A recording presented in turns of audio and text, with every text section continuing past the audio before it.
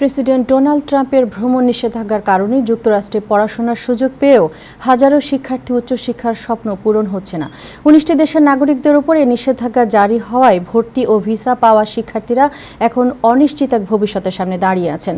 ABC রোববার এ সংক্রান্ত একটি প্রতিবেদনে প্রকাশ করেছে। পররাষ্ট্র মন্ত্রণালয়ের তথ্যের ভিত্তিতে তৈরি করা প্রতিবেদনে বলা হয়েছে, গত বছর মে থেকে এই বছরের সেপ্টেম্বরের মধ্যে ১৯টি দেশের ৫,৭০০ জনের বেশি শিক্ষার্থী F1 ও J1 ভিসা পেয়েছিলেন।